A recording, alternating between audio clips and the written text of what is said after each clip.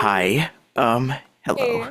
You're listening to the Solomon Shrine podcast. I am Robert Jackson. He, him. But anyways, a nice little intro there. But yeah, welcome to the renaming it Solomon Shrine podcast. Technically still Station Square, but hey, it's finally happening, y'all. The project that I've been teasing for man, months now. I think it's kind of been like close to a year or two, but we finally announced, if you've checked out my social media, we've announced the cast, we've announced the cast and crew, and all of that is completely done and taken care of, and I am so beyond excited. And today, what better way to start this off than invite somebody who is on the production staff, my co-writer, head writer, and we just kind of bounce around ideas. But nevertheless, they are responsible for a lot of the world building, character development, and we just kind of polish, give it the nice old,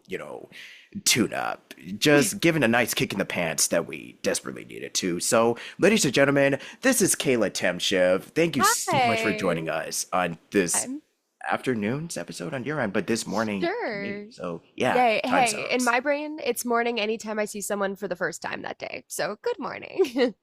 Good morning. Um, yeah, no, I'm psyched to be here to get a chance to talk about the show.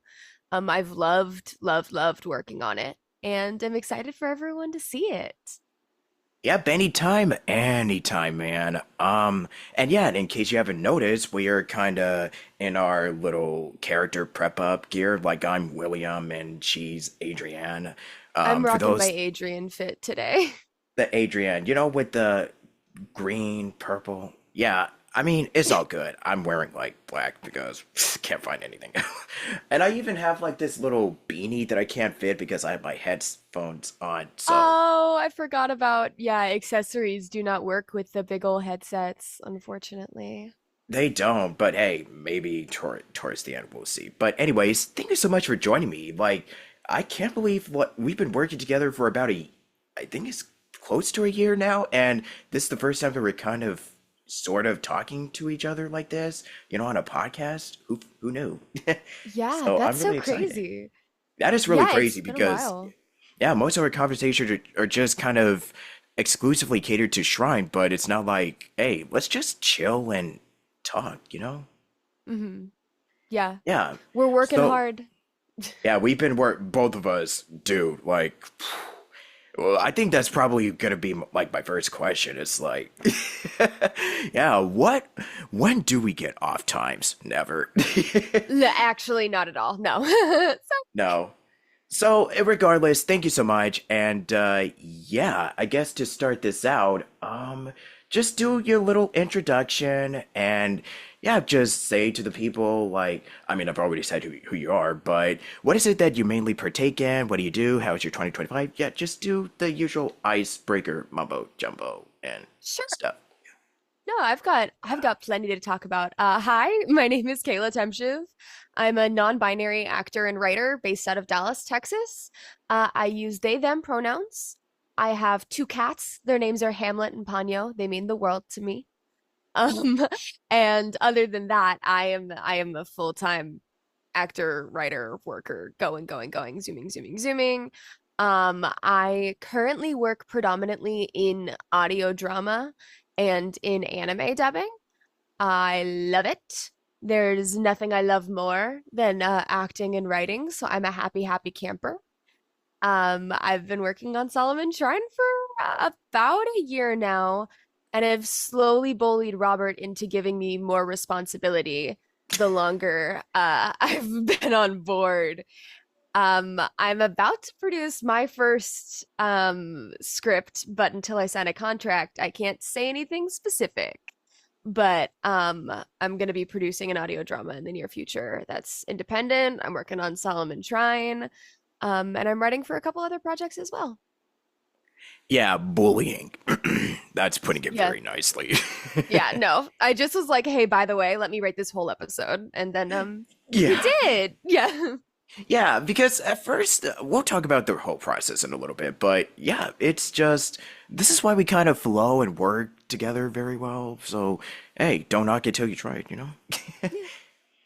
Alrighty, so before we get to the Solomon Trine stuff, I do have a couple of career industry questions for you, which goes without saying. But yeah, my first Yeah, hit question me that I with it. have for you, yeah, I'll just hit you with the good stuff. So I guess to start this out, I've been kind of curious as to how or when did you kind of discover your, I guess, creative roots, and what was the moment that you wanted to do all of this? Like be an actress, be a writer, do all of this crazy shenanigans that you've been pursuing for like the last, I don't know, over a decade-ish or 26 what? years. Yeah. Yeah, The second I 26. was Yeah. born.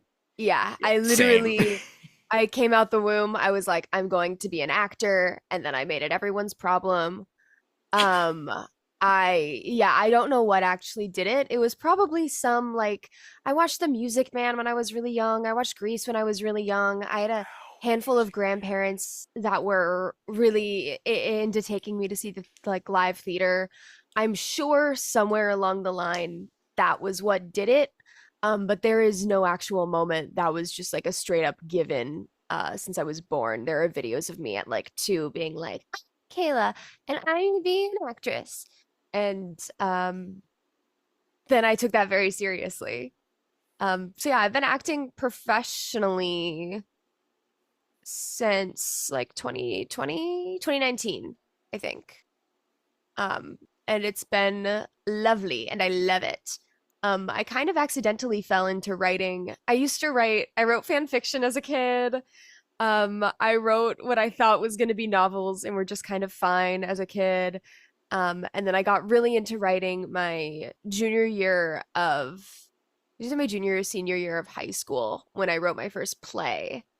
And that took over my life. And now I write all the time and I love it. Yeah, going from one writer that is just a night owl to another is like, seriously, I think some of us, I'm pretty sure we kind of wrote some of the our best material during the night, and it's so true. Like when you hear people just say, "Yeah, I write plays, I do this, da da da da da," I think most of the magic just really do be happening during the night, which is why I Yeah. seem to love stories that are just in the dark. No, I wrote my first play it was while I was in high school and I was taking all the AP courses and I was in plays and all that. And I think I wrote the majority of it at like 2 o'clock in the morning in my high school bedroom. Like, this is when I have time. Like, this is when the creativity's coming. Man, this reminds me of my middle school and high school day. Not gonna lie, just getting assignments done at like 2 in the morning. Yeah, that's Good the way. times. That's how we do Yeah, it. yeah. And I'm also kind of curious, like, what have been some of your favorite characters or roles that you've done so far? It can also apply to theater, stage, writing, Oh. anything. Yeah, I Um, have to ask, what's your favorite child? Now I'm gonna my have to bully favorite you into saying your baby. favorites. Yeah, yeah, I've got to No. bully you into saying your favorite baby. You bully me, Uh, now I have to return the That's favor. true. This is all payback for me just like forcing my agenda on your show. I Yeah. will say I've played Jean Fordham in August Osage County twice. That role has been huge for me personally, just in my life. The two separate times I played it were just like really pivotal moments for me. Um, so that one's really, really huge. I also got to be in my own play once, which was really fun. Um, because I wrote the script, I went if I was doing it, this is the character I would play, and then I got to produce it and actually play them, and that was really, really awesome.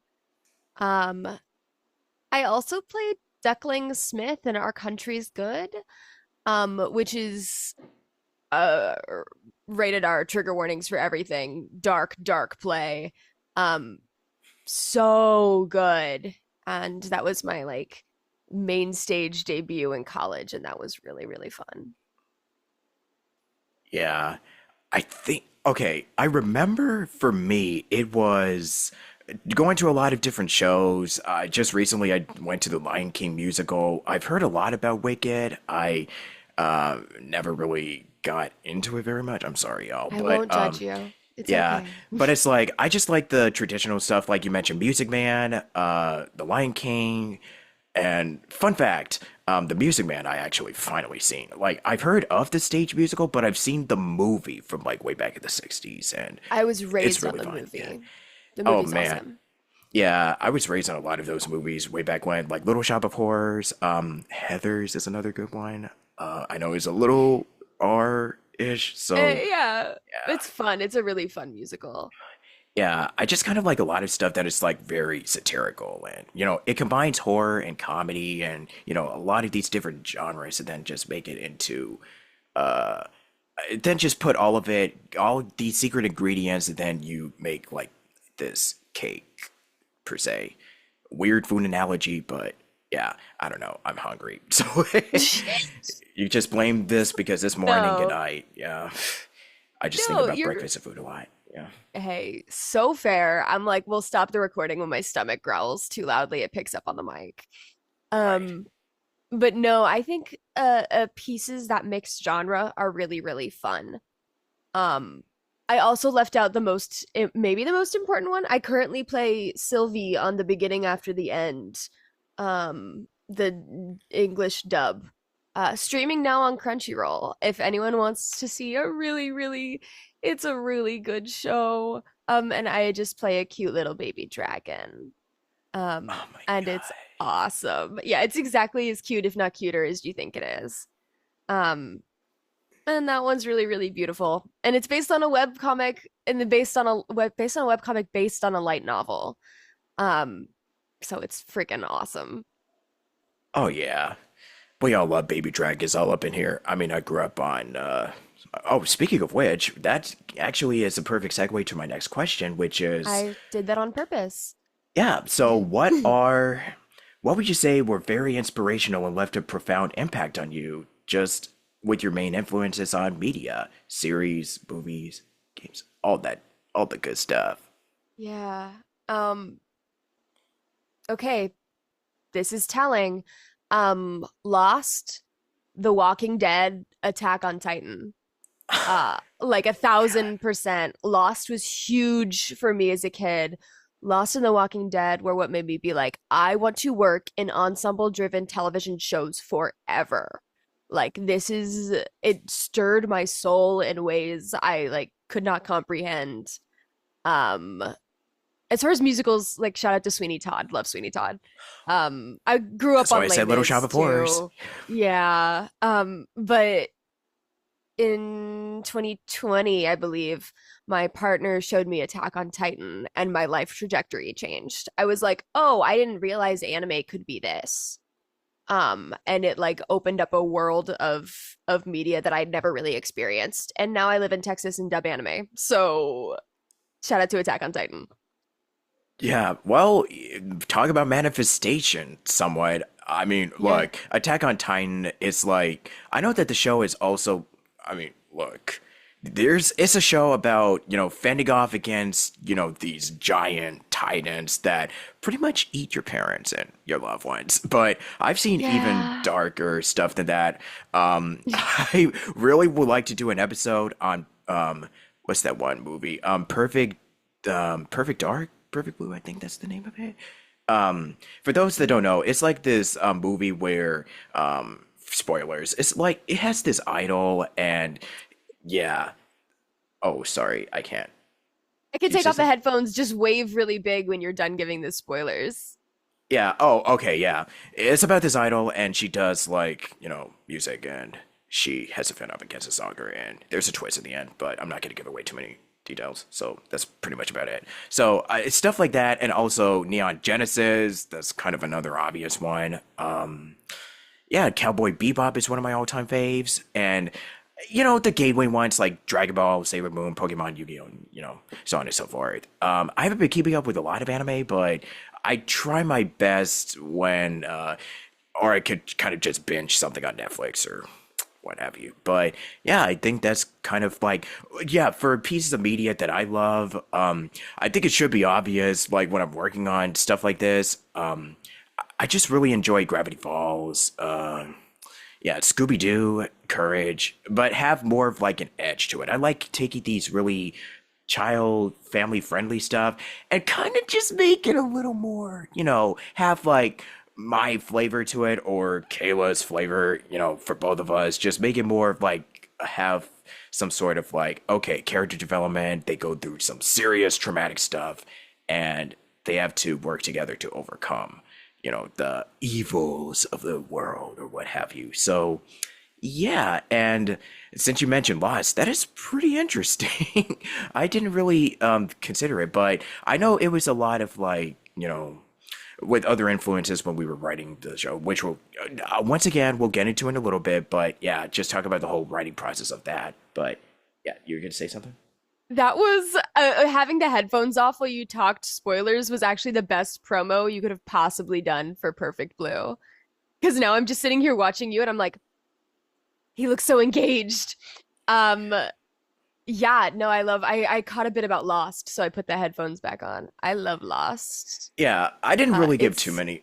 Yeah, no, ooh, sorry, you're I didn't really forcing a say hand. much. It's a story.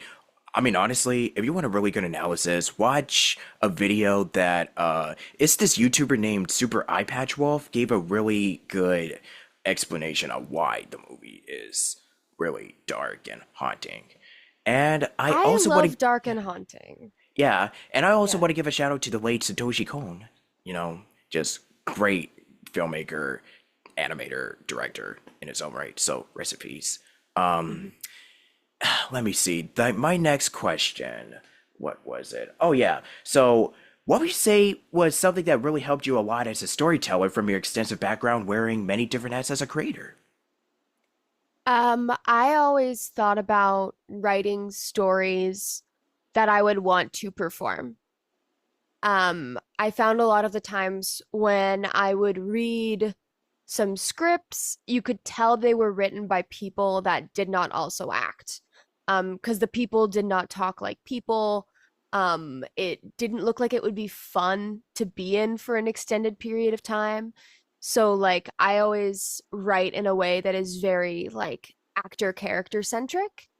Unless it's like a book, then like that's a whole other beast. But like for writing dialogue, and writing like plays, audio drama, animatics, it's like comes down to will this be fun for someone to perform? And that's how I focus on making like the dialogue good and naturalistic. That and just man, just watching a ton of really good media. Um, the other thing I recommend is listening to people you admire. I am a Patreon subscriber to Dungeons and Daddies, which is a Dungeons and Dragons podcast. Sometimes right now they're doing a Call of Cthulhu actual play. It's really awesome. But it's performed by a bunch of like really talented writers and improvisers, and I listen to their like post show like discussions and hearing the way that they go about doing the work, finding the work, bringing themselves into that stuff is like really helpful and also like confirming for me. It's like hearing these people's experiences, these people that I respect and admire. Um, it kind of allows me to put that into perspective and then use their advice. I take their advice personally and I've become a better writer for it. Yeah. Do you also have like anybody, like whether in the industry or just in your life, that you're also inspired by? No, no, I'm so inspired by the people in my life. Um my my partner is an incredible actor, but also an incredible audio designer. What And is his I'm name, if you don't mind sharing? his name is Dustin Parsons. You can find him at Dustin Parsons on things. Um, he's absolutely wonderful and phenomenal, and he does this thing.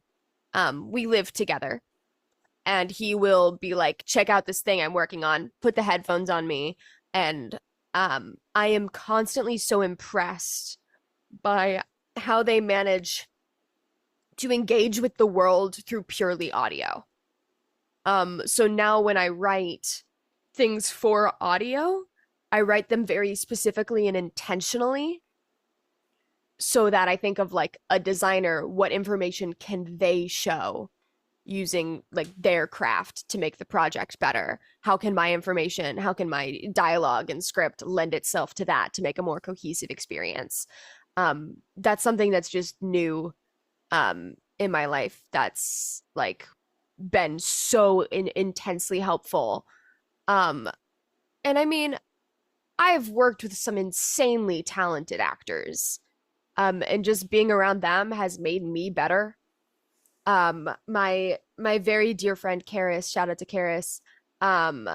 She was my writing partner for quite some time on a project, and like just being around someone who is better than you and has more experience than you is so inspirational, and it helps you grow so fast. I cannot recommend that enough. Yeah. So I guess in a way, and this also kind of ties into Solomon Shrine, which now we're finally getting into the main attraction. Let's um, go. yeah, let's do it. So something that I'm kind of curious about because when we were writing, like a lot of the ideas or just suggestions that you pitch to me, and then I decide, okay, let's do this, but let's take this out, or let's just do a little bit of punch up here and there. But for the most part, I have to say that it really is like a collaborative effort. So for you in particular, because pretty much most of Solomon Shrine is based on personal experiences, like me personally, but just giving it just the whimsical touch of spoopy horror, what have you. So Mm. do you also apply some of your own real life experiences into the stuff that you do? And what are some positive takeaways that have helped you when it comes to, translating life into your own work, Yeah. just in general? Um, it's a little tricky with Solomon Shrine because it is so like I approach it from a very horror standpoint. Mm, Um, so the stuff that comes from my personal life is like the dialogue and the way people react. Like I try to think about like really, really truly, what are reasonable ways a person would react in this situation? And like what are ways I've reacted in similar situations? And like I would say I love my girl Adrian. I love her. And so much of the way I just think about like I was a big theater kid, and just with her building that background and the way that she engages with the world is easy to pull from some of the way I engaged with the world in high school. But then also I have, that part of myself that's very Haley, that's very like, oh my God, I don't want to be here. Why is this happening? Why is everyone so much right now? Like that's something that I can find within myself. Then there's Marshall's like, hey, it's gonna be okay, like chill. Which is how I engage in other situations. And then you've got William's like laser focus, hyper fixation on the shrine, which is the way I look at all media. Um, so yeah, like different parts of myself I can connect to the characters with. I do not have any experience being in a shrine. That is all coming from the brain. Um, yeah, that's the stuff where it's fun. I get to like come up with new stuff. But yeah, character building I tend to pull from myself a bit. yeah, same here because for Solomon Shrine, it really was based on a personal camping experience I had with my youth group years ago, and then seeing these buildings that look abandoned, and I'm like, okay, I could probably do something with this. And Hmm. so then I started creating some characters, and we kind of had to drop some. Big whoop, but no one will miss some. But yeah. So, but for the main No one four will is listen. no one Yeah. will ever know. But They yeah, won't. They were bad guys. We didn't need yeah. them. We don't need them in this house. We don't stand them. We do not um, stand them, and there's so much bad stuff happening anyway. exactly. We'll be Yeah, fine. it's all fine. But yeah, it's when I was yeah. So I don't know if I actually shared this with you, but when I was developing some of the story, because of course a lot of them, all four of them are pretty much assets of your own personality. Like I related a lot to William, which is why he kind of got a lot of screen time early on, but then it kind of shifted more towards like, Adrian and Haley. But one of my main goals that I wanted with this series is to have really four distinct, strong character dynamics. Because when I think about that, I think back to the original Teen Titans show with each of the five characters, Yeah. but it's, with four, where each of them have these distinct personalities just playing off of one another, how they'll handle a stressful situation. So a lot of that stuff I kind of pulled from various media, but a lot of it just kind of stems from myself with William's hyper-focused personality, but not like full-on conspiracy theorist. But I just like to exaggerate them just a little bit. And Marshall just Yeah. being like, "Hey, everything's gonna be all right," and just knows when to be like, the charmer, just being like the ladies' man.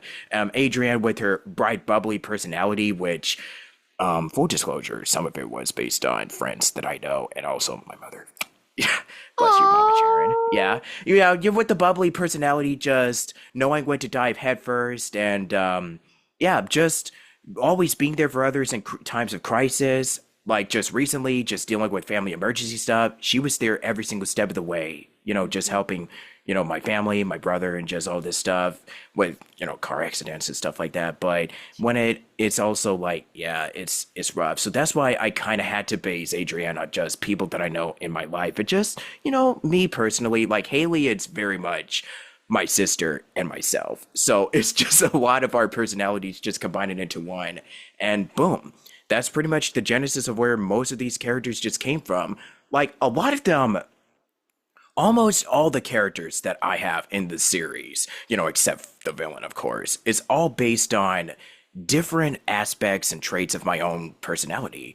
And when I brought you on the show, you started, having a lot of the character development stuff and started pitching a lot of these ideas, how to make the characters better and make the stories feel more real and scary, horror, really leaning in a lot into the horror aspect. So, how it all works is that, like, you would just pitch me ideas, I would just come up with something, and then we kind of go back and forth, either text or something like that. And then if it works, it works. If it doesn't, you swing and you miss. yeah. That's kind of like our whole writing process in a nutshell.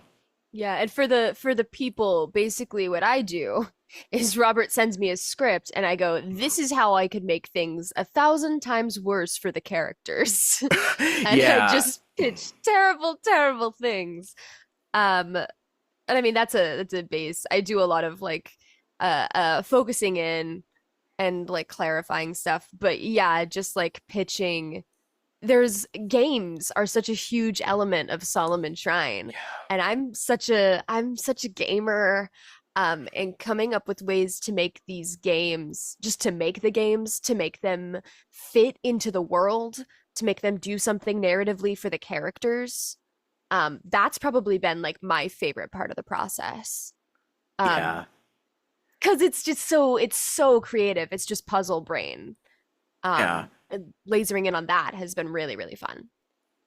And also, like, I know that you would also sometimes give me rough drafts or scripts, and if there's like some suggestions that I can make, I'll just give it to you. Like, okay, I need a little bit of clarification on this one part, but for the most part, luckily, none of your roughs. I mean, I would just kind of punch up the dialogue a little bit, or just add in like a Mhm. scene just to maybe have a little bit more of like, character driven stuff. But for the Yeah. most part, it's just pretty much like, hey, we got a draft. We'll just have an idea of, how to make it better or tone it down or when we really need to amp the stakes up. And that's pretty much why we work together as a team. Yeah. Yeah, because it's very much it's your show, your story, your concept. I'm just taking care of a lot of the like execution based stuff. Like Robert Yeah, will send me just a polishing. draft. Yeah. Yeah, I'll rewrite it. I'll add a bunch of scary, terrible things. And then Robert will go, maybe we can't do that. And I'll go, fine. And then But we can do we'll this have a though. finished one. Yeah. And yeah, I'm like, okay, so how violent and scary can this be? Um, Yeah. that's the fun little fine line. And I think we've found some really, really fun, spooky stuff. Mm. Um, and made it impact the characters in ways that drive the show forward. Yeah. Um, very fun. I was also gonna say too, this was rewritten like a well, let me see. I know that particularly the latter half was much different from my original draft, but I know we certainly had to rewrite the pilot and some, Hmm. major key plot points, at least a few times before we settled on one that it's like, oh, yes, this is perfect. Yeah, we hit our Yeah. sweet spot. Booyah. I feel like I've very much been like your editor for this process. And then like because I've just been like, let's do this with that idea. And then you've Mhm. been like approved or absolutely not. And then we Yeah, keep going back and forth and I back and make the forth. final veto rights. Trust me. I've Yes. since this is my thing, I'm super like just strict on, okay, if we do this, we have to make sure there's gonna be like a lasting impact. Characters are gonna walk Yeah. away from this and learn something. Hmm. But if we but yeah, I'm just like somebody that is like, okay, these are still characters that are like Kids. 14, like in high school. So, we can't really go super far, super graphic with it. Yes. So, Yes. because it might be a trigger warning to, I don't know, some of the audience or actors that I might have on this that have gone through experience. So, let's try to do it in a way that we can it's digestible and not Hmm. super saw, okay? This is Yeah, not we do like not a need to do saw. a saw.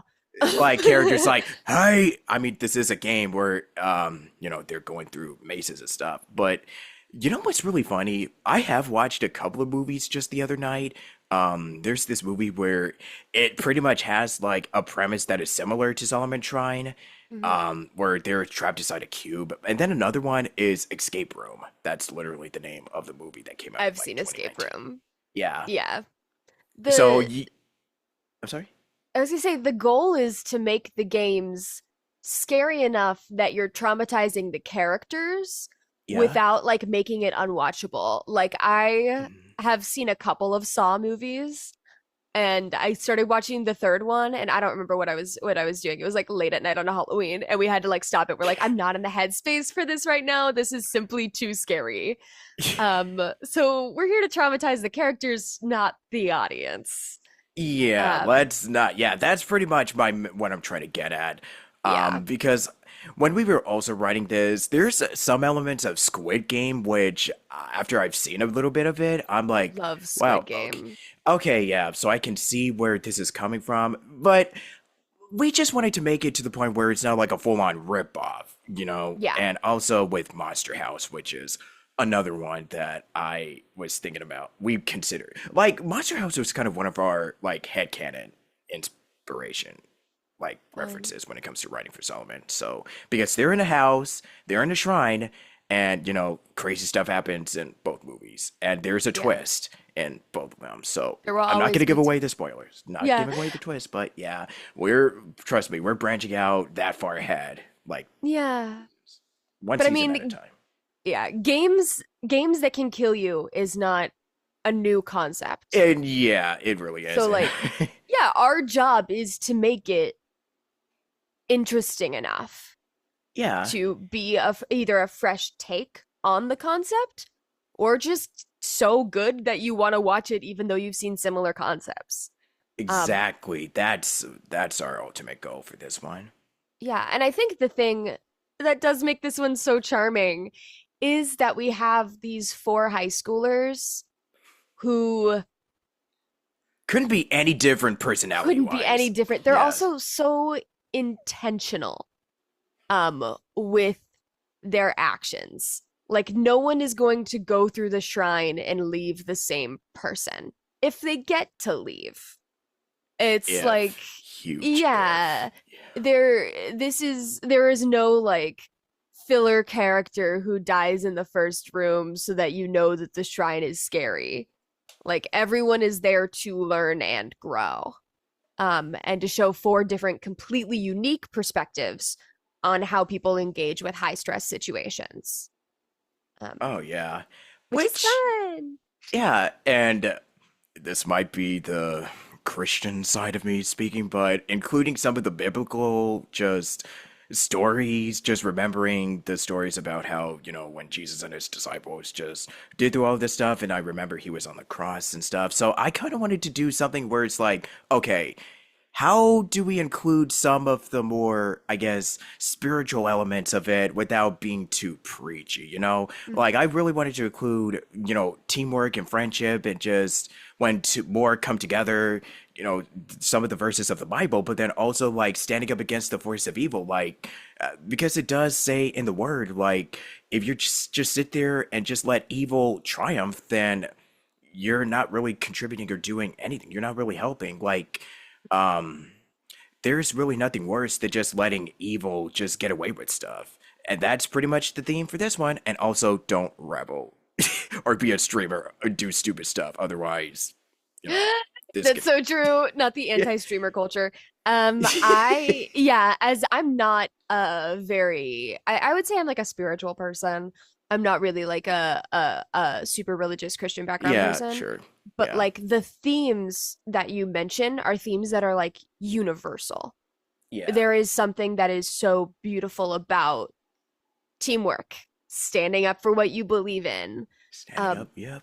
not compromising your beliefs when faced with a situation where it would be so much easier to compromise your beliefs. Yeah. I think those are like universal concepts, and there's always going to be some parallelism and some Yeah. allegorical moments. Yeah. And Mhm. I think we find a balance very nicely of telling those universal truths without being like you were saying, like preachy or anything like that.